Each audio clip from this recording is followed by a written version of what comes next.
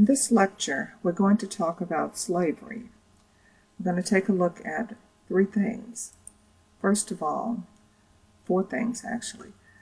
Take a quick look at slavery and its role in society. Then we'll look at slavery in Africa. We'll talk about contemporary slavery. And we'll look at some early African trade routes, some of which included slaves, but not necessarily were a part of the major African slave trade that we'll look at for the New World slavery, or for New World slavery. The objectives of this lecture are, first of all, to explain the difference between societies with slavery and slave societies, to describe the role of slavery in African societies, to identify 6 different forms of contemporary slavery, and to identify the 3 major trading routes that people from Africa were involved in between the 8th and the 19th centuries. First, we'll take a look at slavery in society in general. Slavery is an old institution that largely coexisted with other forms of unfree or quasi-free labor. Where slavery existed, we can distinguish between societies with slavery, where the economic, social, and political systems did not rest on slavery, and slave societies, where slavery was a fundamental organizing principle of social, economic, and political systems. During the period of the Roman Empire, which was before, of course, before the 4th century AD, slavery existed as a part of the society. It was a slave society. We could identify many characteristics as a part of this. There was a regularized system of supplying slaves, either through military conquest or expansion. There was a wealthy class that could afford to pay to own slaves. There was an economic system in which elite landowners used slave labor to produce agricultural crops for sale. And there was a legal system that recognized slavery. So as a result, in the Roman Empire, approximately 35 to 40% of its total population was made up of slaves. Of course, the Roman Empire dissolved or fell between the 4th and the 6th centuries AD. And at that time, if we look at Europe as a whole, you see a shift from slavery to serfdom, to another form of bound or bonded labor. In these societies, serfs were semi-free agricultural laborers who were bound to the land, but also had some rights of freedom.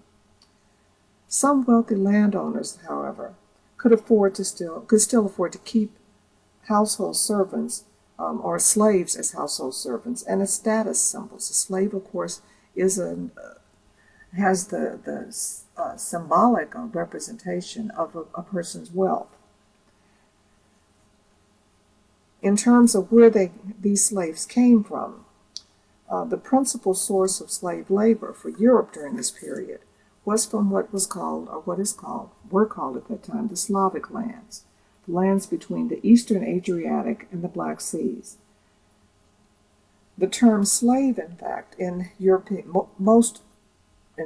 all West European languages, derives from the word Slav, S-L-A-V, which was the term for the peoples from these areas. In the Islamic world, we see societies with slavery, not societies that could be termed slave societies. So if the Roman Empire we could see as a slave society, the Islamic world was a society with slavery.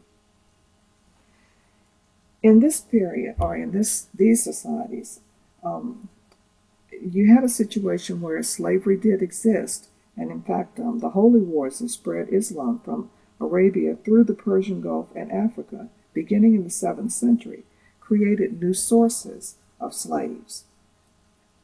Non-Muslim outsiders could be enslaved, but for the most part, these are places where slavery might exist within the society, but the society was not based on the existence of slave labor. In Africa, we can say that slavery existed throughout the continent, but not in every society or among every group of people on the continent. Slavery was part of the political, the social, and economic structure of many African societies. Property in persons was one avenue to individual wealth or a form of investment. Slave labor could be used in marketplaces, fields, armies, or at religious sites in states that sanctioned the institution.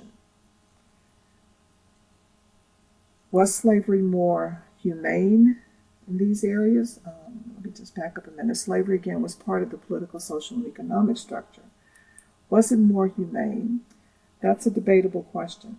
Some people theorize that it did not, since slavery in Africa did not dehumanize the slave, that we might consider it to be more humane. It did not impose a mark of inferiority on a person. It did not necessarily, slavery was not necessarily hereditary, passed down from one generation or one person to their offspring. But again, if we think about it, any form of involuntary bondage or servitude where you're under the control, the complete control of authority or another person is never a good system. Slavery also deprived people of their sense of identity. They lost what was considered in many societies the most important thing, and that was their kinship ties.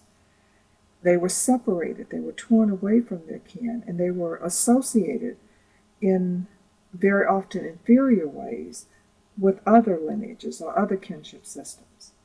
Now, what were the principal sources of these slaves? Slaves tended to be prisoners of war. They tended to be debtors, criminals. In a sense, or in other words, they were kinless people. They were orphans, or they might be orphans.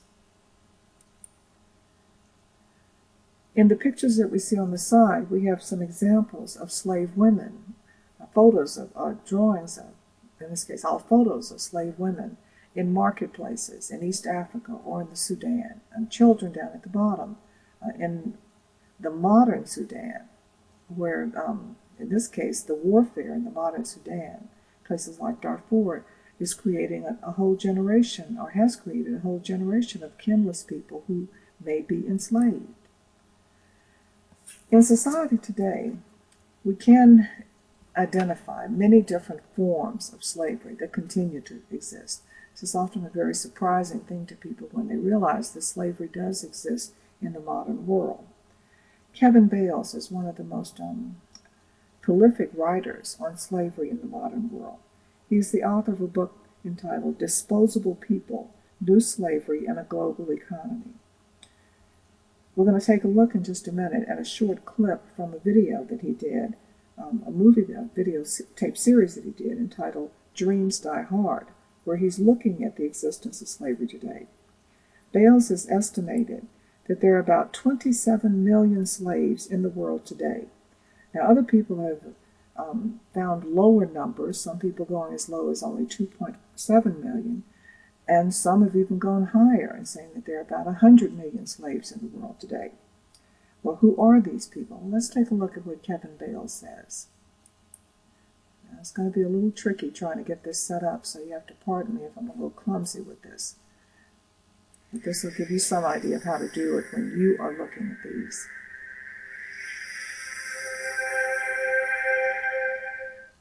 Slavery is about one person controlling another person using violence, or maybe the threat of violence, paying the person absolutely nothing, and then using that situation to exploit them economically, to make money off them. Kevin Bales is one of the leading experts in the world on modern-day slavery, and co-authored a study on slavery in the United States. He reports there are 27 million slaves in the world today. At least 10,000 of them live in the United States. We've got way too much slavery. Even if we've got a handful, we've got thousands. They've been brought in from other countries, from all over the world, because they're poor, they're often desperate for work, they're vulnerable, and they're doing all kinds of different things. They're being used in prostitution, in agricultural work, in domestic service, working in people's houses. If you've always always lived in freedom, it seems reasonable that slaves could just kind of walk out in a free country like America and find themselves a policeman and say, help me. But they don't speak English. But they're terrified of the police because they've been told over and over that the police are going to arrest them and attack them and maybe torture them.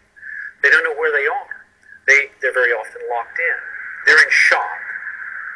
Now put yourself in that shoe and you'll find, well, this is kind of a hard thing to just walk away. It's a coercive physical and mental control that becomes like a chain around your brain and you can't walk away. It's important to understand that, if you or I were to suffer an attack, say, to be mugged on the street, we might get bashed over the head, but that traumatic event, like a car wreck, it's over in 20 seconds.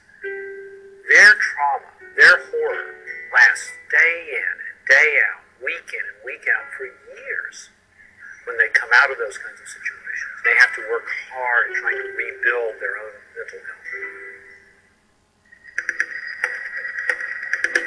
Every year, between 15 and 18,000 people are trafficked into the United States. Trafficking is all about what happens at the end of the trip. You're smuggled, you sneak in yourself, it doesn't really matter. At the end of the trip, you're caught up in a situation of slavery, and that's what trafficking's about. You end up as a slave. This is a great scam if you're a criminal, because very often the farm worker pays you to enslave them. Now, I know that sounds crazy, but what happens is they say, look, you're going to have to put up some money so that we can get you transported to this job. So they take their life savings, which isn't very much, and hand it over to the trafficker, who, puts that in their pocket, takes them to a place where they then say, well, in fact, your life savings didn't count for hardly anything. We're going to need a lot more money from you to pay for this. So you're going to have to work for free as long as we tell you so that you'll pay off the debts that you now owe us. That works two ways. It both makes the worker unsure about the fact that they're actually being enslaved.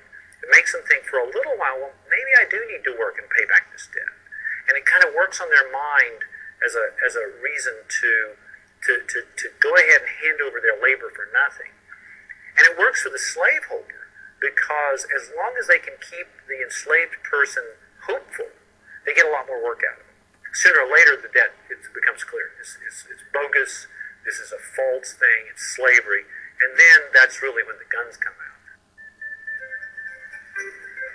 I was surprised in our study of slavery in the United States by how important the average citizen was in helping slaves to freedom.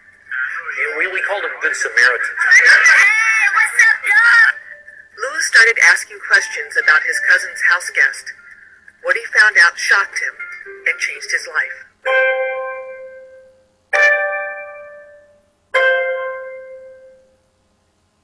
He helped them to safety, rescued them, took them all into his house, cared for them, helped them along as they began to figure out, how do we deal with this as a situation? How do we deal with this as a legal case? How do we deal with this as an immigration case? This all occurred before we had the best federal law that will help us deal with that kind of situation today. He was operating in the dark, but boy, did he do the right thing. He saved people from slavery and then cared for them out of his own pocket. What a guy. We can bring this to an end. This could be the generation that says enough. We've had 5,000 years of slavery. We're going to bring it to an end. And that's what I hope for, because I think we can do it. I think we're going to do it.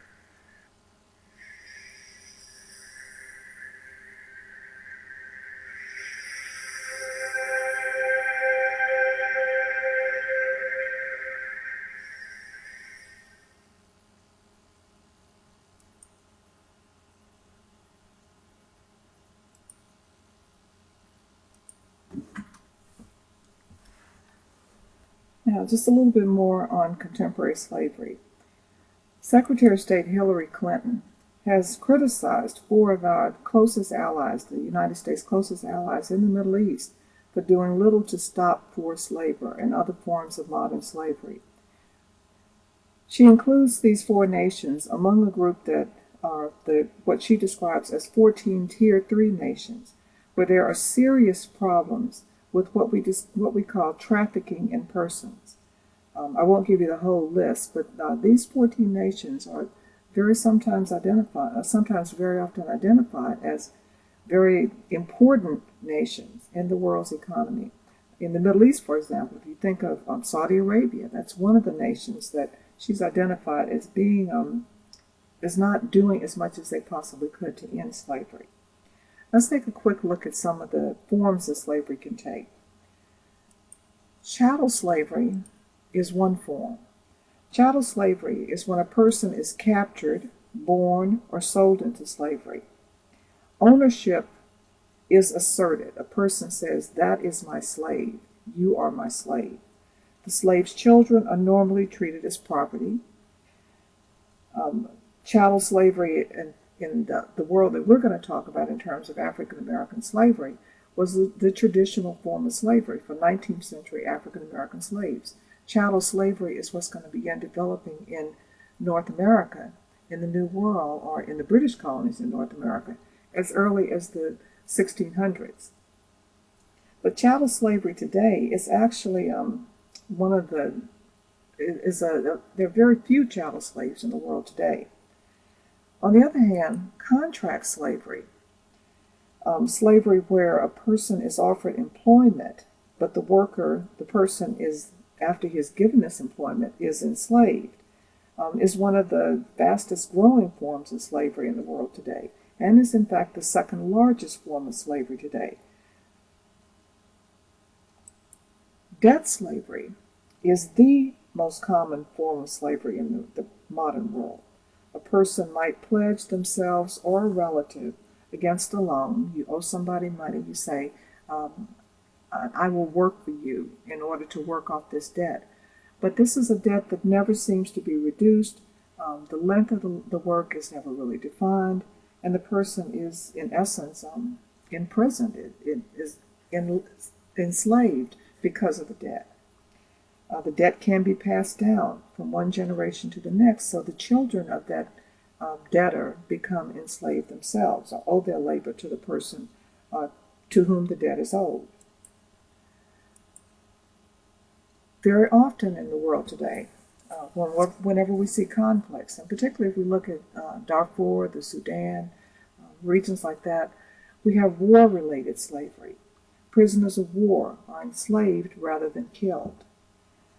We have domestic slavery, and this is a form of slavery that I think Mr. Bales, or Dr. Bales, was referring to when he talked about slavery in America, in contemporary American society.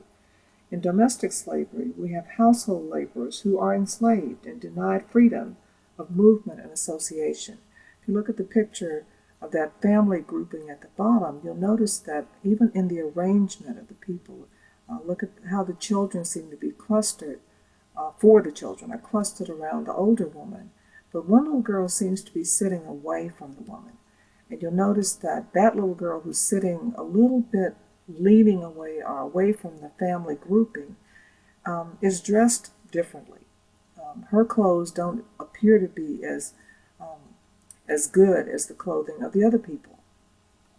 So you can pretty much identify her, even from that picture, in which you might ordinarily assume that she's just a part of this family group. You can kind of see that she's more than likely a victim of domestic slavery, brought to the country to serve as a nursemaid for the other children. And then finally, religious slavery. Religious slavery is one that we see in some parts of the world today, some parts of Africa, in fact, today, in places like Ghana and Togo. This is a religious system that dates back to the 17th century. Human rights groups argue that more than 4,000 girls and women are still held in bondage in about 51 religious shrines in southeast Ghana. And if we add in the numbers from Togo and Benin, that could be as high as 20,000 women. Now, let's take a quick look at the Trokosi system.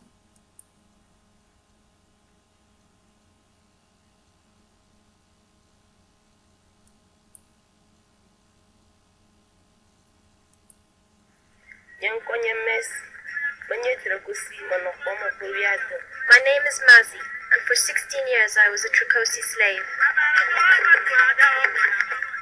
When I was 8 years old, I discovered my family were planning to give me to the local shrine priest. I ran away but was caught and beaten badly. The following day I woke up at the shrine. I cried constantly until some of the other slaves told me that there was nothing I could do and I should stop crying. The Trokoshi practice is a traditional practice among the Eves. It actually comes out of their belief that the spiritual world actually coexists with the physical world. And so they believe that if there is an offense committed by someone in a particular family, and the gods are unhappy, then there will be deaths in the family. And if there are deaths that are unexplainable or misfortunes, they'll go to someone, or a soothsayer, to find out what has happened. And the soothsayer will tell them they would have to send a virgin girl to go and live in the shrine. And it's believed that as long as she lives in the shrine, the deaths and the misfortunes are averted. Claims of physical and sexual abuse inside the shrines are commonplace. I was 13 when the priest began sleeping with me. If I refused, he would beat me mercilessly. I soon became pregnant, but because I was so young, I knew little about parenthood, so it was very difficult. I had to beg to the other Trokosi for food to survive. In total, I bore the priest 4 children. While I was at the shrine, a man called Walter Ping-Pong arrived to see the priest. He argued with the priest and was driven out of the village. Unfortunately, her priest did not want to liberate the women in the shrine, so Mercy had to run to us. The power of the priest rests in his ability to inspire fear. Many people believe that the priest can heal the faithful and destroy his enemies. Here, in this makeshift ward, the infirm and sick stay until the priest declares they are cured. In this ritualistic culture, free Trokosi are often shunned for abandoning the priest. When I escaped the shrine, I worried about where I would go with 4 children. I went to my parents, but they refused to accept me because I was a Trokosi. But with the assistance of International Needs, have made a new life for myself, something only a few years ago I would never have believed possible. 8 years ago, Macy was one of 5,000 Ghanaian women enslaved in the shrines. In West Africa alone, the figure is estimated to be 10,000. Juliana was freed in the same year as Macy. Her story is equally distressing, both in its brutality and its familiarity. My grandfather stole some money, so the priest called me to the shrine to bring back the favor of the gods to my family. When I arrived, I was so scared and cried for many days. I worked for 16 years, and while I would farm for him, I often went hungry. Juliana hosts a weekly get-together for former Trokosi living in her area. The priests often claim they never have sex with the girls and that the women are well treated. This is strongly disputed by the women. If you refuse to have sex with the priest, then he will beat you, and then demand more money from your family. All the women here today are former Trokosi. All have been forced to sleep with a priest. Juliana has remarried. However, 2 of her 4 children were fathered by the priest. The children are for me, and even though they came from the priest, they are born innocent. Some of these women leave the shrines not trusting men. Some do want to start life all over and desire to have husbands. In this community, we still have many people who believe in traditional religion, and they shun me. But there are also good people here, and I get on well with them. However, I have no trust in men, and because of this I know I will never have a husband. People believe a Trokosi will bring bad luck, and they fear the children of the priest. But my husband is a very strong man and fears nothing. 6 years ago, Juliana met James. They were married within months. I have taken the 2 sons of Juliana that were fathered by the priest, because the real father does nothing for them. I have decided to raise them and love them as my own. We are one big family. campaign to free the Trokosi has forced the shrines to release thousands of women, but many remain enslaved. We have liberated a little over 3,500 women. Although it has taken many years, both Macy and Juliana finally feel they have truly escaped the shrine. When I look at my daughter, it reminds me of the age I was sent to the shrine. I used to feel pity for myself and weep, but now I have grown beyond that. We are now independent, and my whole family is free. We are no longer slaves. Now we are free. We Trokosi can live as we choose. It brings me great joy to know that my daughters will never return to the shrine.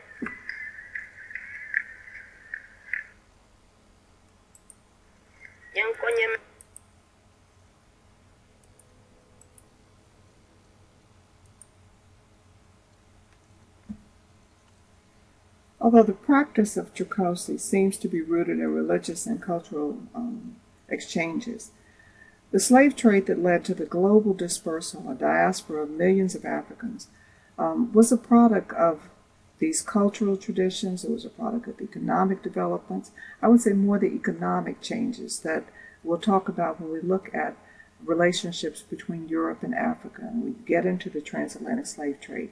Let's go back just a little bit and let's talk about what were some of the major trading routes in Africa between the 8th and the 19th centuries. There are three of these major trading routes. One of them, the first of them, involves the East African trade. And as we can see from this particular slide, from East Africa you see connections with other peoples in Europe and Asia and Southeast Asia, along the coast of Africa, and what we would call today the Middle East, around Saudi Arabia. This was a very thriving trade route from about 1000 AD to the 19th century. The second is one that we've talked about very briefly already, and that is in terms of the trans-Saharan trade, not necessarily slaves, but other items that were traded out of the grasslands regions. The major empires of Africa, of West Africa, Ghana, Mali, Songhai, those grassland empires became prosperous because of their control of the trade across the desert. And that trade, those items that were traded, found their way into parts of Europe. And then finally, the trade route that we're going to talk about in much more detail in the second module. And that, this will be the third module that's coming up. And that is the Atlantic trade route. If we look at the maps, what we can see is that in terms of Africa, this is the relationship between Africa and the Western world. This is the prominent transatlantic slave trade that is a part of the triangular trade routes of the colonial period.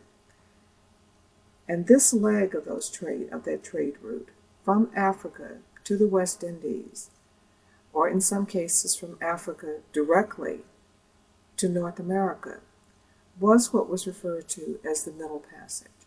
So you can see in the next couple of weeks we're going to talk more about colonial America. We're going to talk about relationships between colonial America and Africa, and that those trading relations that develop, and how slavery develops from this, how the growth of the Western Hemisphere, the exploitation of the Western Hemisphere has a profound impact on Africa.